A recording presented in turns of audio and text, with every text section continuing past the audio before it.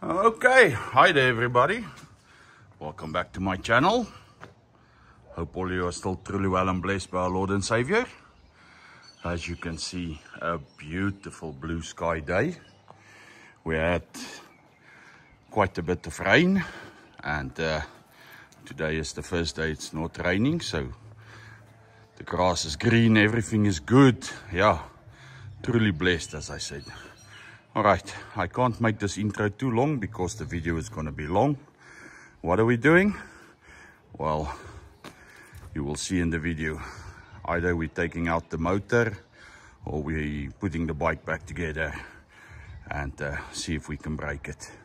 So yeah, let's not talk too long. Let's get going.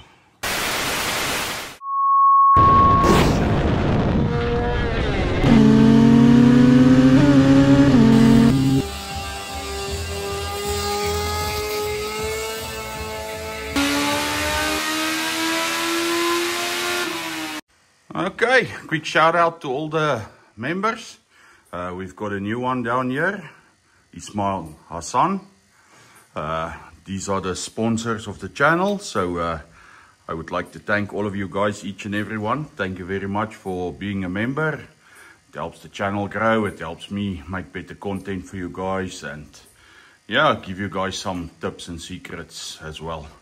Oh yeah, and this lovely paintwork here on the sides done by my daughter. She thought we needed a bit of artwork with the membership.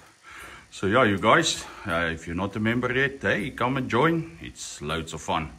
All right, let's get to the action. All right, so everybody, look at the wind. Okay, so what's the verdict? Is the engine going out or what's going on?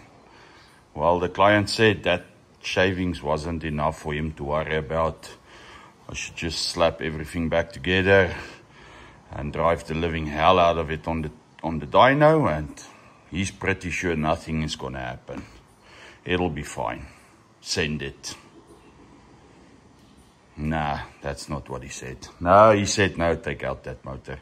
He's got so much confidence in this motor that yeah, he told me, you can't see there by the table, but he told me to take this motor completely out, put a fresh one of my motors in, and then we can strip this motor, see what's going on, and then he can really install some connecting rods and all that groceries he would like to have in this bike. Because as I said, he was told there was nice aftermarket corn rods and stuff in, and yeah, there wasn't. So yeah, we're gonna take this motor out. We're just busy draining some of the fluids out. Already took the fuel out, and when I lowered the tank, lo and behold, there was still some more left. Well, yeah, now it's on the ground. So yeah, we're quickly gonna drain everything out. I don't know.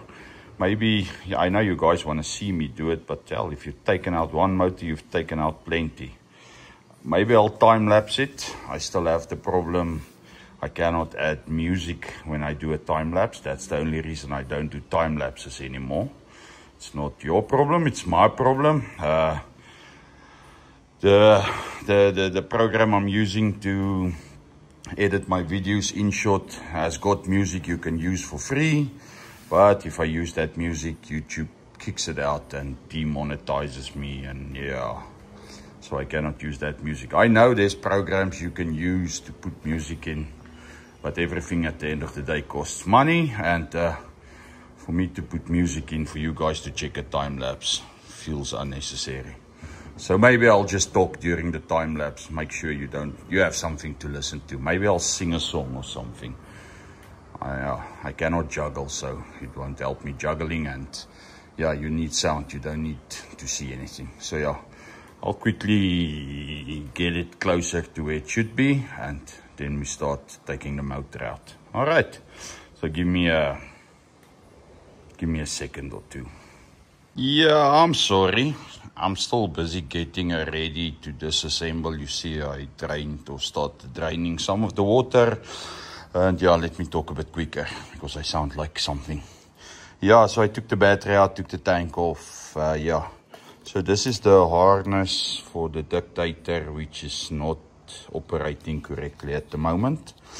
And as you can see, it goes to the top injectors, which is fine.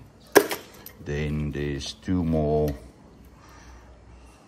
wires. So this one probably goes to the crank pickup, I suspect. And the other one should go to the fuel pump. Yeah, which are cut and spliced 17 bajillion times, but fine. But this is the wires that they didn't use. This lovely red one here, and this one here, and there's a couple of more sticking out. So people, if you install a management system and there's wires you don't use or not gonna use, unpin them and take them out of the harness, or at least put them someplace where they aren't connecting to the positive of or the negative or whatever, because these points are open, they can touch.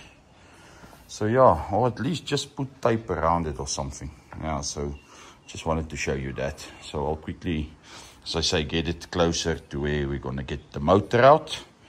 And yeah, then we'll take the motor out, but I'll time-lapse that, I promise, I think.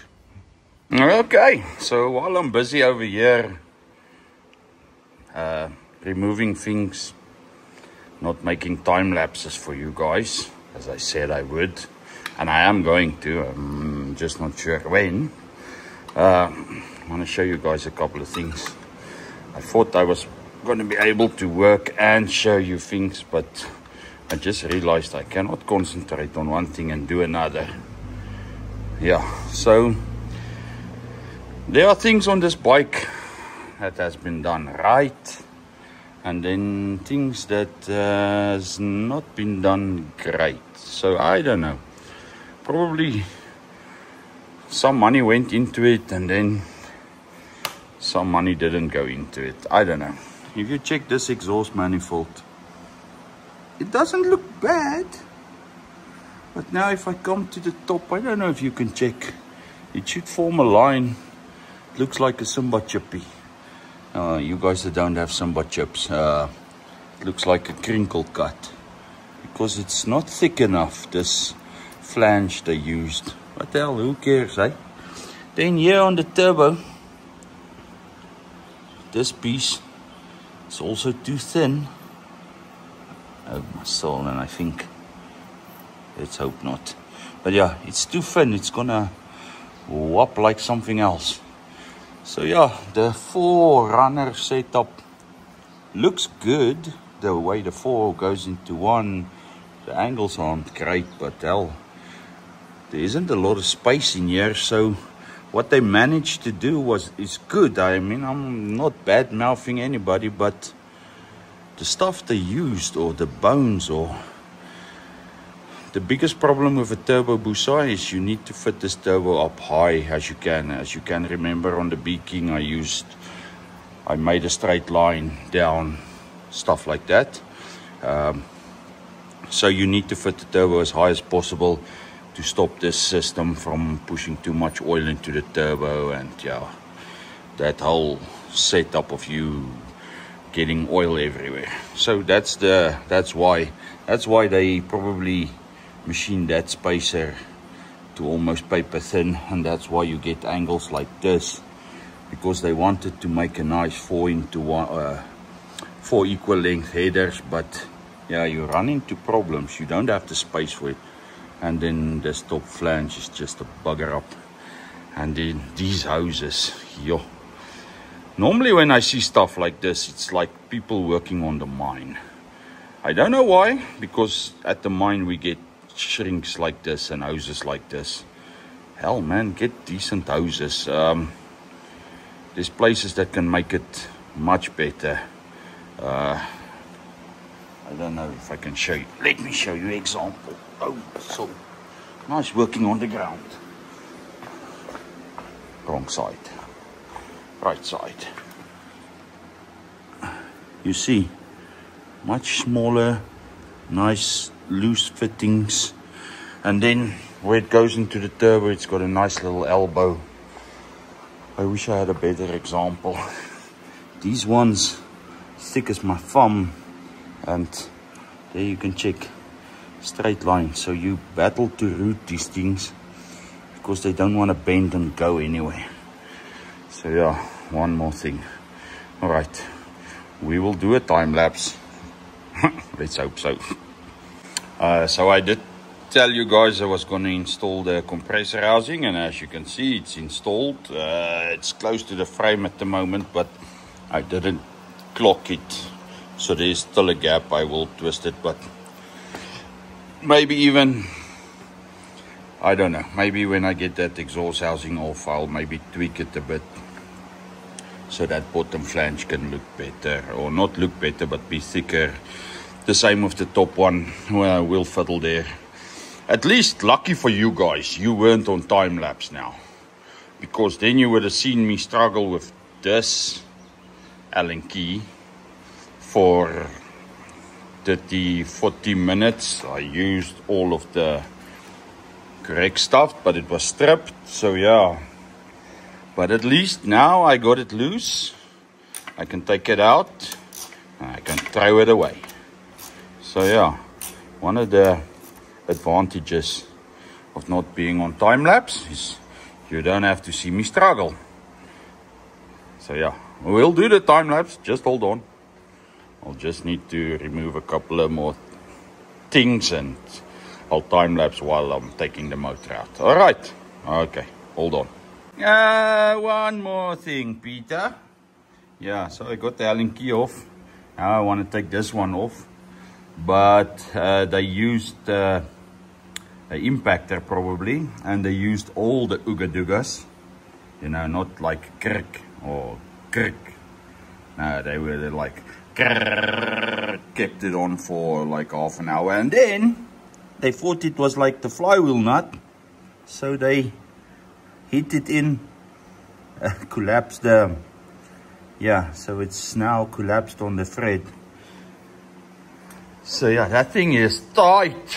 So yeah, now I have to start my compressor to get my Ingersoll Rand Ooga Dooga out and try and crack that nut loose. I don't know how many newtons it is. Probably, like most guys will say, the torque wrench goes to 240. I paid for 240, so I used 240. Yeah, something like that. So yeah, I'm gonna try and crack that loose. So yeah, if any one of you guys work for Ardendals or someone and want to sponsor me some electrical Ooga Doogas or stuff like that, yeah, you are welcome. Because now I need to go start my compressor. Okay, let me do that. Not on time lapse. Yeah, so if you are still waiting for that time lapse, it's coming, it's coming. Just hold on. All right, but I've still first got a quick question for you guys. Something you can comment about.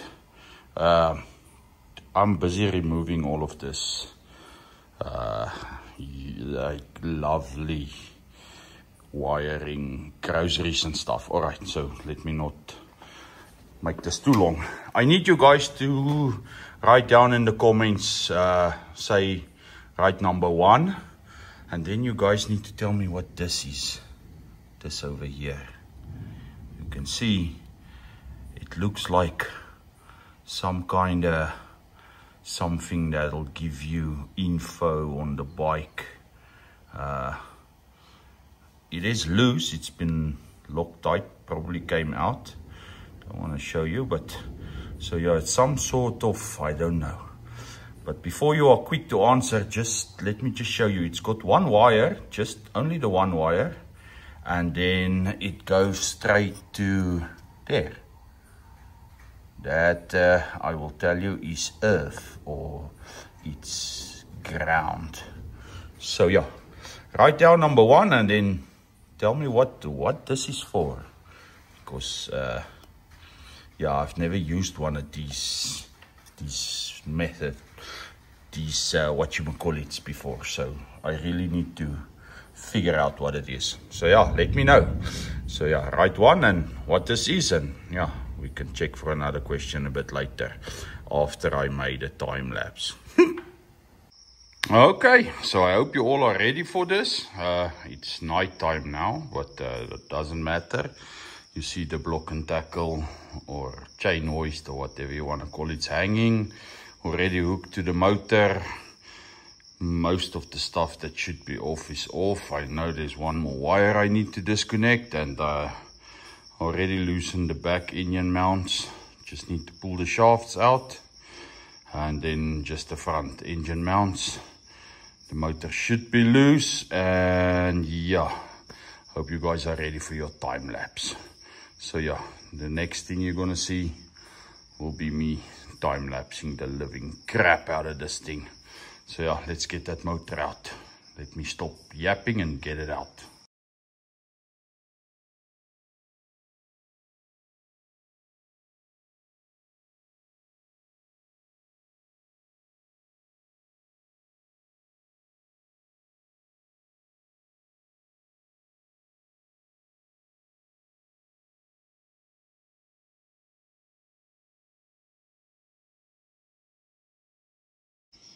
Okay, so I hope you all enjoyed that time lapse of me removing the motor. Not a lot of issues. Yeah, now you can see what I was talking about. Look at this exhaust manifold. Look at the size of that. It's like a shim. And then I say not a bad setup, just yeah, could have been done better. And this is the flange I was talking about. Just look there, it's not thick enough. So yeah, what are we gonna do? Well, now we can start stripping the motor down so we can get a better look of what is going on the inside. Yeah, and with a bit of luck, yeah, maybe we'll see where the problem is, or maybe we'll get close. So yeah, I'll quickly take that turbo manifold and stuff off, and yeah, we'll get one step closer to taking the motor to the table. Still need to make space on the table, but now that's not a train smash. And then we'll start stripping her there on the table. All right, so let me get this turbo manifold off. So I do know everybody wants to see the inside of this motor, but for me to get there, I need to remove a couple of things that are in the way. Here you can check some more of that lovely silicone. I already removed the compressor housing to access some of these bolts. The bottom ones are semi-impossible. This thing is like crinkle cut because it's welded. Yeah, it's just one hell of a mess up. I'm probably gonna have to remove the wastegate because you cannot get into that bolt, and the other ones are almost the same. I'm gonna have to remove the turbo from this manifold. Stuff I was obviously gonna do, but yeah, I want to split the motor. I want to show you the inside of the motor. But yeah, so believe me, I'm struggling. I'm trying to get this off so I can get this motor over to the table so we can start disassembling it. So yeah, I just wanted to bitch a bit, show you guys the struggle is real. All right, let me continue struggling.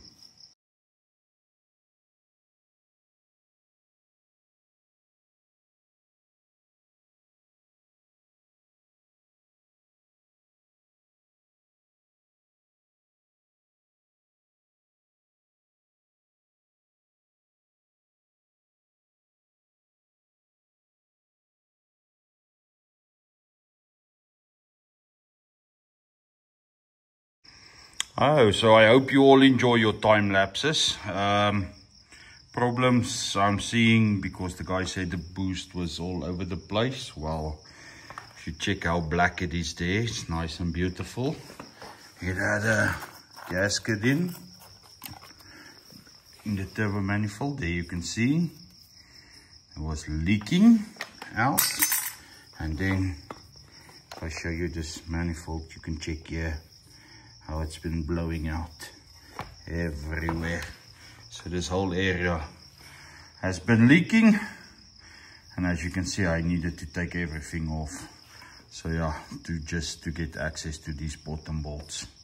So if we can get them out, we are closer getting there. So when you think you've seen it all, wait, there's more. So they used fire gum around all of these boards. It was like a real joy to try and get it out. And then if you guys go back and watch the video on the B-King where I built the exhaust manifold on the B-King, this one is pretty much done the same way. Straight pipe. They didn't do it exactly like I did it, but well, probably this one was done before me. But yeah, they used a straight pipe and joined into it. Not the most beautiful setup. And then there you can see it was leaking. This whole area was leaking out. Love the divots. Yeah, I don't think we're gonna be using this one as much as I want to. This thing won't stop leaking because this flange is too thin. The first time this exhaust heats up to red hot, this thing warps, and I can promise you this is what happened. I can go over to the sander and sand this, and I will show you it is warped like crazy. So yeah, I don't know, we'll see. But at least we've got the motor to here or to this point. So the next step will be to get her over to the table so we can start stripping this motor down. And I'll maybe even see what's going on the inside. So yeah, just hold on. We will be getting there. As you can see, she's on the table. Love this nice red paint job. It's a way to mark it. So you know it's yours. Alright, I'm not going to talk a lot. I'm not going to time-lapse this. I'm not going to... If I hit something, I will show you. Otherwise, I'm just going to start stripping. First things first, take this stator cover off. Yeah, there you can see all that lovely silicone over there. Then take the sump off. Then I'll show you what I do to make sure I don't get the bolts mixed up and stuff like that. But yeah, let me pull a couple of things off. I'm also going to remove the clutch cover and stuff. And yeah, to get to the bottom so we can split these casings and see what's going on. Alright, let me do that. So, sump is off. There she is with all her groceries.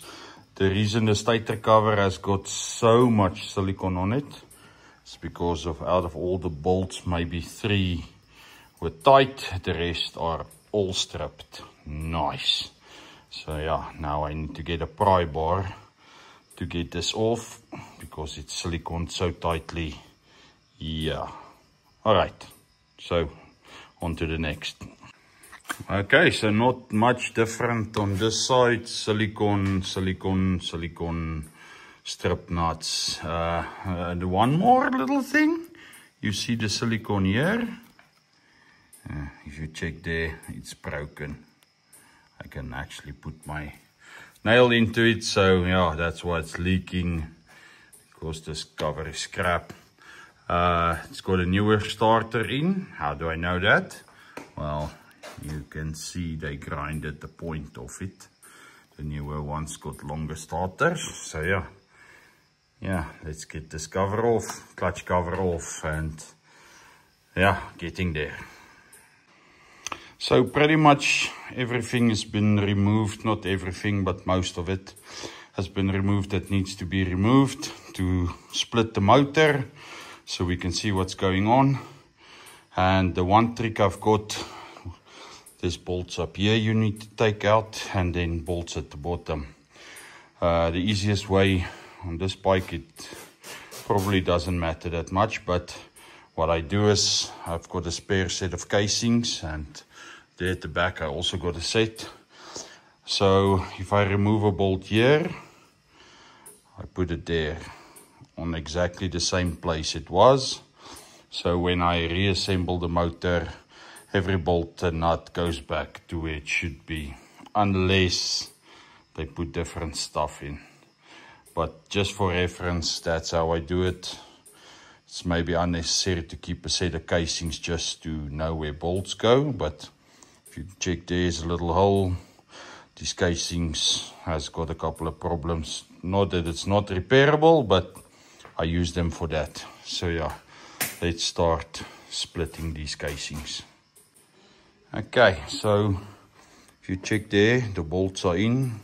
It's probably unnecessary to do it like this, but if you are new and starting off, it's easier to remember. And like this one over here, it's easy to forget. So if I install everything and I've got bolts left, then I know I missed something. So yeah, we swapped the motor around. Still cannot see anything, but yeah, now we'll start disassembling this portamento and getting it ready to be split. Okay, so yeah, let's see if we can find a problem. Yeah, so all the bolts have been removed, and I was thinking about a question for you guys. Well, you see down there where my finger is pointing on this model, or these models, you need to take the balancer out. There's a 6mm number 8 bolt you need to remove, otherwise you can't get the casings to split. Well, this one, you can see there, doesn't have it. So yeah, that would have been my question. Was it the first models? Because this is supposed to be a first model one, and it doesn't have it. I didn't check the engine numbers. That would have been my question. What year did they put the bolt in, or what year did they take the bolt out? I don't know. So if you want to, you can write 2 and give me that year, or tell me if first gen, second gen, doesn't matter. But now, you see I'm busy removing the clutch. I'm down to the last bolt. So there's one way of knowing if this clutch has been removed or not previously. Not one way. On this specific one, there's something you can see to know that this clutch has or hasn't been opened up before. So that's the question for you guys. Write number 2 or 3 if you want to tell me about that other bolt. But tell me, what did they do wrong? How can you determine or not determine if this clutch has been off before or not? And yeah, let's see if you guys can figure it out. As you see, I haven't taken out the last bolt because I wanted to show you. Okay, let me tell you like this. This clutch has been removed before, and now all you need to tell me is how. How do I know that? So yeah, all the info you need is in the picture. So yeah, comment down below. Tell me how you know that. All right, let me take this clutch off again and get to the back of it. Okay, as you can see, the clutch is off. I need to remove this nut. And yeah, you can see the sun is shining today. So it's the next day now. This video is already running long, so I'll quickly use my Ooga Dooga. Just start the compressor. Take this off.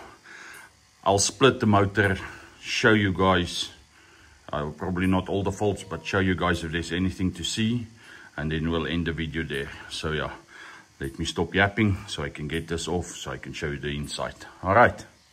Yeah, so all of that clutch removal just to get to these 3 Allen key bolts to be able to remove the gear position sensor wire.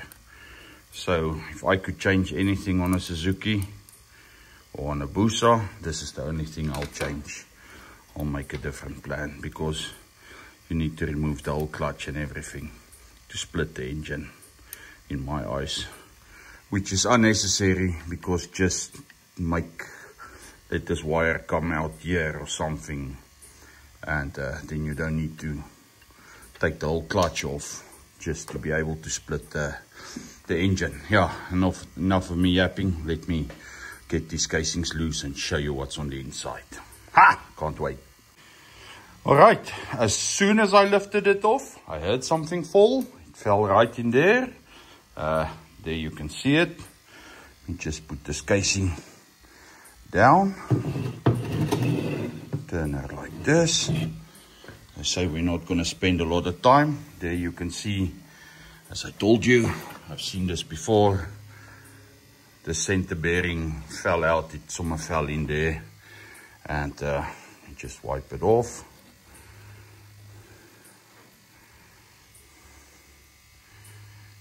Now you can say, yeah, but that's not too dead. Well, let me show you. Oh, focus, man. Look there. You see there? It's already closed.